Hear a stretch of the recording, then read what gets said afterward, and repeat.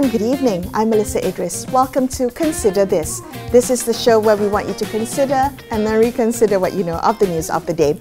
The government has promised to table the long-awaited Freedom of Information Bill soon as part of efforts to strengthen transparency and public trust.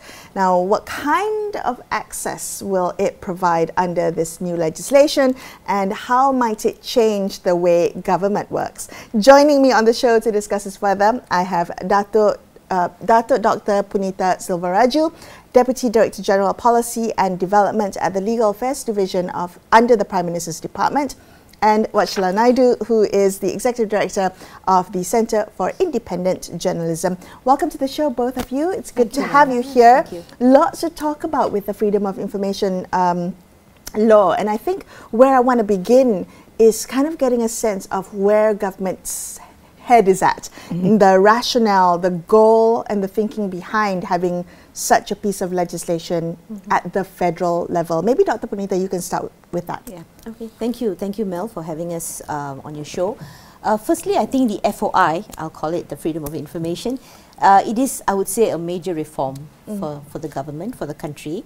And as you know, there is a lot of trust deficit in terms of how do people access information, and especially when you go to the government agencies, sometimes you find it very difficult to get information. Even online it's difficult for you to get information. So of course with the FOI, what we believe is going to be very transparent. So it's going to be a lot of transparency.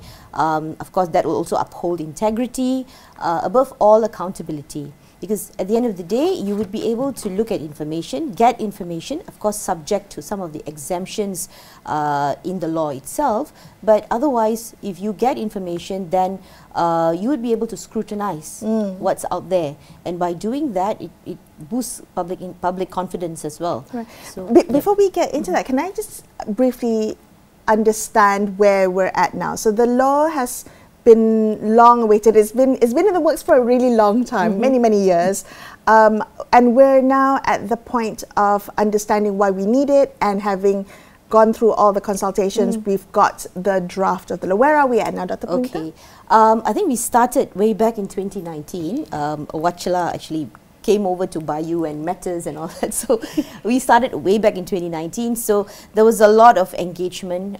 Thanks to the CSOs, they actually assisted us a lot of engagement with the civil society, with agencies, of course, and also we had a lot of engagement with other countries, commissioners from RTI, commissioners from other countries as well. So we learned a lot, and of course you have the existing laws in the two states, Selangor and Penang as well. So all that kind of assisted us. We passed the policy stage. So Cabinet basically approved on the policy for freedom of information. Very supportive. The Cabinet, the Prime Minister was very supportive of this initiative. And we then developed a pro-tem committee. So we established a pro-tem committee because we believe that it has to be inclusive. Whatever information that is going to be in the bill has to be inclusive. So we need the assistance, of course, of our CSO friends, academics, agencies. So we brought in all the relevant agencies like CGSO, Ministry of Communication, Digital, all these agencies were involved, MOF, all these agencies are involved. So we pretty much drafted the bill, I would say. Okay. We have the bill. Okay, so yeah, that's where we are. Now we're almost at the kind of final step of that. And Wathshlah, since Dr. Punitha said that you have been involved with it since the part of the stakeholder engagement, right? The consultation of this. Is this what CSOs want? Is it in line with what you and other CSOs have been calling for? Oh yeah, definitely. I would have to say, you know, my predecessors have been working on this for more than 2 decades. Oh really? Even within CIJ. Oh, I didn't because realize. We were involved in the lobbying for the Selangor and Penang. And something that many people do not know is that between 2008 to 2010, even Kelantan was considering the possibility of enacting their own enactment on freedom of information. So it goes as far back as that. But I think 2018 was a game changer for us because it became part of the government's manifesto then. All right. And at that time, I recall the late YB Dato VK Liu, who had said that the government will proceed with the enactment and also repeal OSA. I think different considerations have come into play. So, but that commitment was absolutely critical. And I really also want to acknowledge Dr. Punitha and her team at Bayou to continue that conversation. We've seen so many changes in administration, but the commitment to push forward this legislation has always remained. So, you know, with this new government, it was a matter of just going ahead with the work. It wasn't about starting from scratch. So I think it's on track, definitely. So I'm sure that this must have been quite complicated, if that's the right word to use, in terms of harmonizing this new law with the OSA, because having that huge kind of elephant in the room, if I may use that term, how do you work around it? How will a Freedom of Information Act work in Malaysia when we have this overarching Official Secrets Act in place? Okay, so I think that's one of the challenges that we have right now. We have the OSA, for example. We have provisions in the Penal Code, for example, Section 203A, which penalizes civil servants if they disclose information. So these are things that we are looking at. So those are, of course, challenges. But what we did is that we are looking at how it could coexist. So we worked very closely to with the other government agencies, for example, CGSO. CGSO, they are the custodian of the OSA. So we met them, we discussed with them, and a lot of buy-in, and discussions with them, and finally they are on board with us. So what we had finally decided in Cabinet is that, they will coexist. So you will have FOI, you'll also have OSA. So you will not repeal OSA, because the functions could be different. For example, FOI, you're talking about access to information. Whereas when you talk about OSA, we're talking about protecting government information, for example, certain information. And you have the exemptions. It can coexist? It can coexist. And you have exemptions. In fact, in the UK, you have FOI and OSA. They coexist. Yeah. So it's something that we have to balance out. So it's really balancing. So you said not repealing OSA, but would it need to be amended? Correct. It would need to be amended. Definitely. You have to amend. That's where the issue is, because if they need to coexist, then you have to make amendments accordingly. I see. So that's where we had the buy-in, we had the discussions with CGSO, and they're completely on board with us. Okay. CSO is happy with that?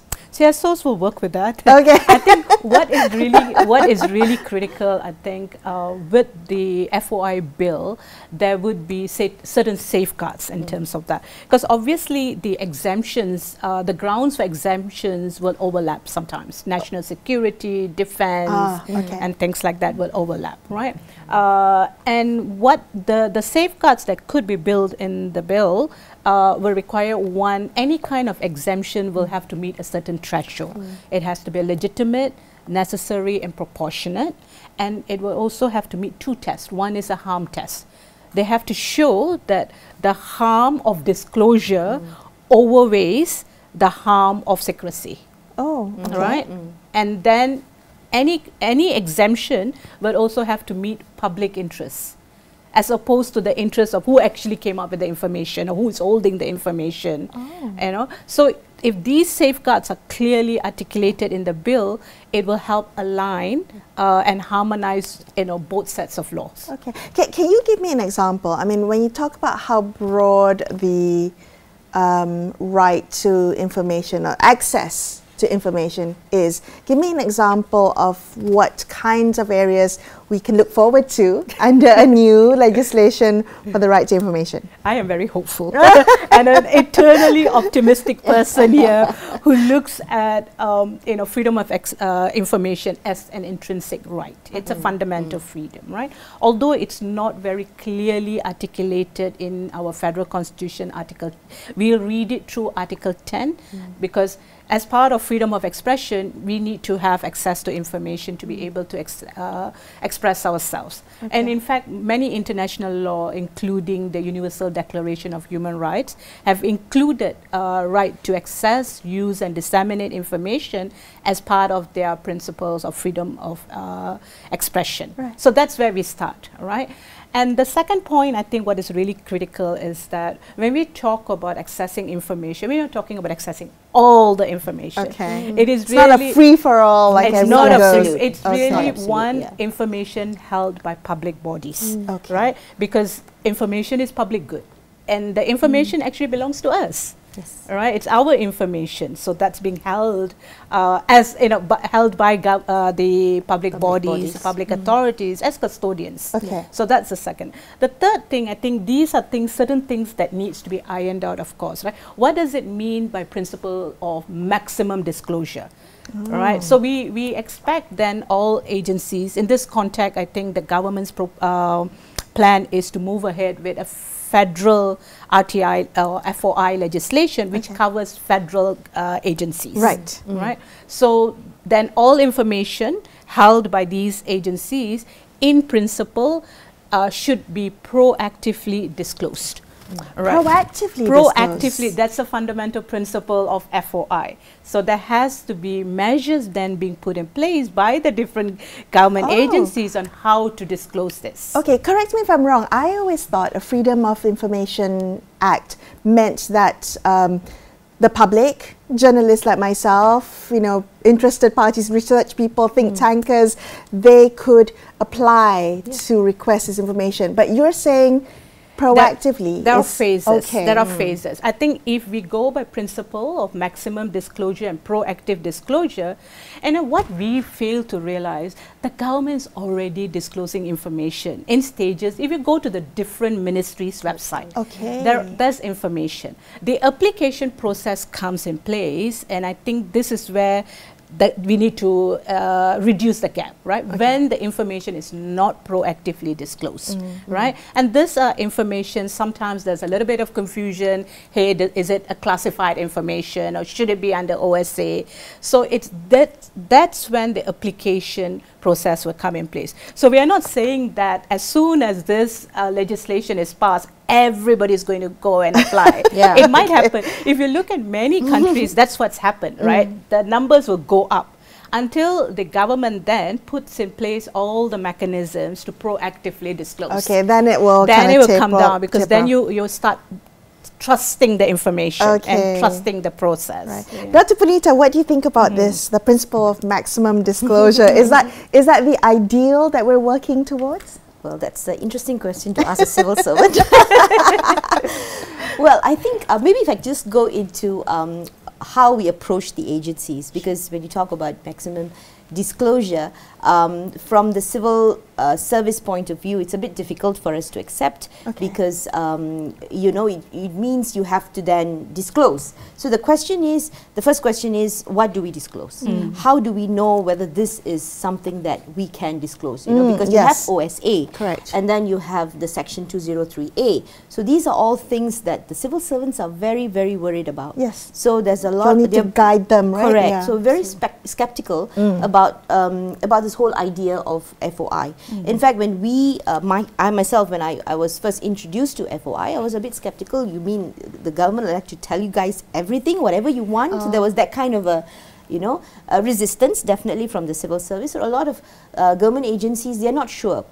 There is a line between what you can and what you cannot. So we need to tell them that. With OSA, we don't know. Civil servants don't know. So most of the time they will just say, okay, we have OSA, so why do we have to disclose information? It could be OSA. But the thing is, this may not be an OSA material. It may be something that you can just publish. So that's where the proactive disclosure comes. So if you know this is proactive disclosure material and you can disclose, then just disclose it. You see, so this is where the issue is with the agencies. Well, so talk to me about the capacity of agencies to be able to do that. Because first of all, they would have to know what is able to be disclosed and what cannot be disclosed. Then they will have to be able to disclose that. That would mean additional work or additional capacity in what I assumed is quite a stretched, any government agency or department. Definitely. Yes. Walk me through how we're thinking about that. Definitely. When we say reform, reform doesn't come for free. Right? So it's always costs involved, whether it's financial costs or structural costs. So we're looking at, with the FOI, you would definitely have a freedom of information officer in every agency. Oh, wow. So so the question is now, are we going to bring in new people? Are we going to ask for additional manpower, or is it going to be the existing officers? They're just going to have more work to do then. So those are questions that we have to iron out at the government level. But well, if you want to reform, you have to do this. There's no two ways about it. Can I ask, what would it take to ready the ground for this reform? So when you think about all the parts that are required to prepare the civil service for this, what's on the checklist that you have to kind of mentally go through? Well, I think the first thing is the buy-in among the civil servants. Okay, so educating, giving awareness. Awareness, exactly. We need to actually tell them, look, this information is not exactly yours. It could be the people's. It's public. I came to a point that at first I thought, this is government, I cannot let you know, I cannot give it out. But then I mean, we are holding it on, we're custodians to whatever information there is out there, right? It's just that you have to balance it with national security, public interest. Being the government, there is a balancing act there. Right. You see, so you can't, of course, you can't disclose everything that the public want. At the same time, we have to also try our best to give them certain information, whatever that doesn't create any issues, no harm, why not? But at the same time, we also have to look at public interest, and the government interest also needs to be looked after. Right. So that's where the balancing happens for the civil servants. I see. I mean, it's not an easy task Not at all. to kind of unlearn maybe decades of doing things a certain way. Wathshlah, what would you say in terms of how to ready the ground, ready the civil service for this? Because this law, when it does pass, I hope it does, it will change the nature, the nature of the relationship between government and citizens and interested parties in media and the like.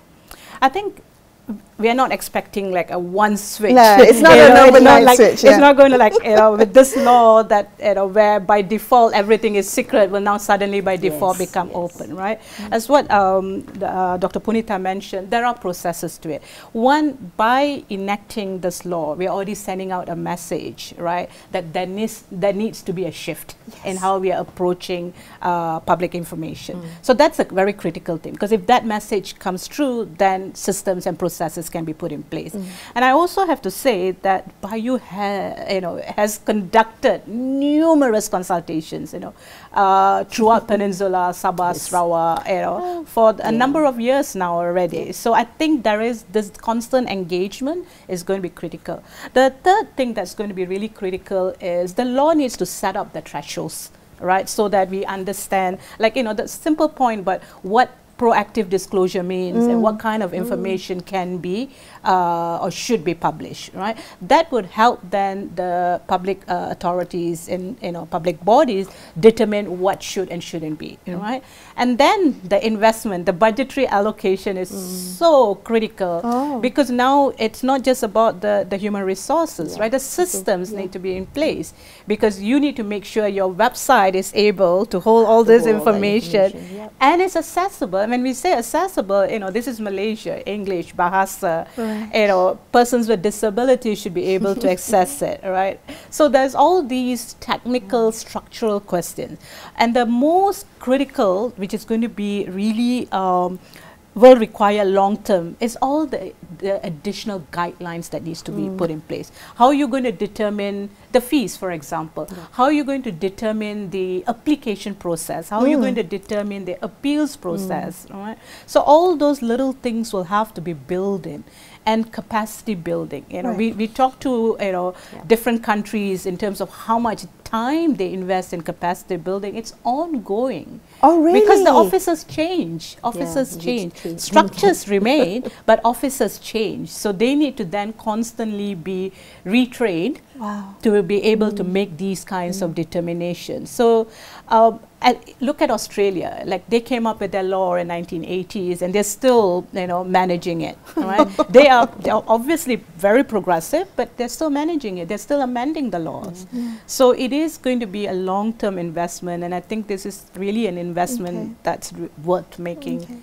Yeah, so it really isn't over just the day the law passes. It's not just about creating a good law. It's about putting it into practice. You mentioned, having all these different areas, ensuring that there is independent oversight and mechanisms to appeal for refusals. Talk to me about that. Who would be, so how would refusals be policed? Who decides what is refused and what is not in terms of disclosure? Dr. Punitha, Wathshlah? Dr. Punitha.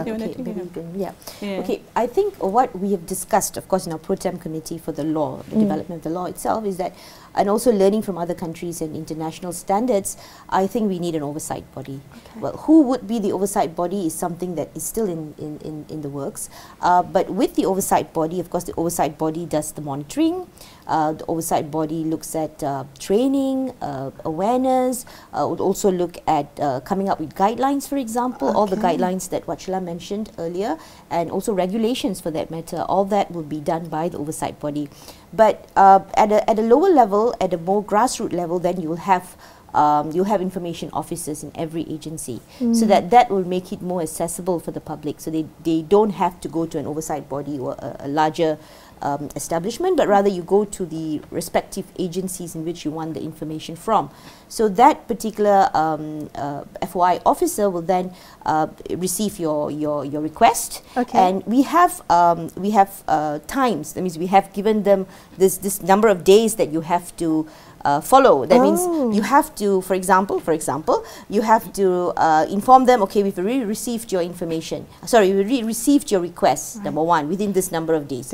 And then you have to give them the information if you have the information within this number of days.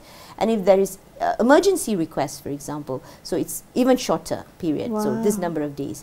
And in the event you're not happy with the final answer or determination, if there is a refusal, like you mentioned, denial or refusal of information, you have to then tell the person why. So it's two ways. It's not just a no. No, there's a no and an explanation. Yes, okay. That is the interesting part. But it's also the other way around. When the person requests for the information, they have to the government says yes. You have to also tell us why you want this information. Otherwise, there is a fear of misusing. Okay. Right? So, I mean, of course, maybe CSOs are not too happy with that, but yeah, but we said from the government, we said, you want information from the government, you tell us why. Can I ask you, did the federal government look at all at the Selangor and Penang example? Were there kind of the do's and don'ts that you learnt from the state level example you did? Okay. Definitely. A lot of engagement with them. Oh, brilliant. Yeah. So definitely whatever that they have done, we have actually taken that into consideration. Yeah, so both ways, they tell us why they want the information for, and we will also tell them if there is a denial, why. So they can then bring it up to the internal review. There will be some form of internal review. And then finally, when you're not happy at all and no information given to you, you can go up to the tribunal. There's a tribunal. Wow. Okay, so there is a process. There are kind of recourse mechanisms to be put in place. So in the time that we have left, talk to me about what it will take to get this law past the final hurdle, to make sure that it becomes law. What's next for this bill, and how do we get it past the finish line after so many years, Dr. Punitha? Maybe I'll just start a little bit. I think we started 2019. A lot of people have put in a lot of effort in it. So that's why there has been momentum. No matter whichever government comes in, we still continue with our effort, because it is very important to have this. It's a major reform. That's number one. Number two, I think our engagement, very holistic engagement, because we went to all the states, I would say. So I think all in all, we had about 1,000 over participants in our engagement, and we went to all the states in Malaysia to actually understand what is their take on FOI. And then, of course, after the approval from Cabinet for the policy, then we roped in the CSOs and the academicians and all for the Pro-Tem committee. So finally, the bill is here. We have the bill. We just need to pass it through with the Cabinet. Okay. Once we have that, that's it. Wathshlah. Then the real work starts. Exactly. You're right. Because It doesn't end in doesn't end, right. Parliament. That's where it starts. That's where it starts. Yeah. This is where certain stakeholders come into play. I think parliamentarians are going to be absolutely critical to make sure that a very robust standard is upheld during the debate to inform the debate when it's tabled. So that's going to be a very critical way forward. The next thing, I think what is really going to be critical is the structures which are going to be implemented. And one of the most important structure there would be the oversight body. How do we make sure that the right person is on the oversight body, person with knowledge, understanding of freedom of information, right? Within a rights framework, understand the fundamental principles from a human rights perspective. That is going to be very critical. How that oversight body is resourced is going to be very critical, and how it's going to function. So I think from CSOs, we will continue in ensuring that this then gets translated into action in a more robust way. Right. We'll work together. Work together. I love to hear absolutely. it. This is government and CSOs working together for a law that we've long wanted, and hopefully we will get soon. Yeah, we actually also have an event on Friday that we are working together. This is in conjunction with the International Day on Universal Access to Information. So on Friday, we've roped in the Parliamentary Special Select Committee on Human Rights, Election and Institutional Reform to be part of this conversation as well. Well done. Well, thank you both for coming on the show and talking a little, teaching us a little bit about what to expect if Malaysia has a federal level freedom of information law. So thank you both for your time. I appreciate it. That's all the time we have for you on this episode of Consider This. I'm Melisa Idris signing off for the evening. Thank you so much for watching, and good night.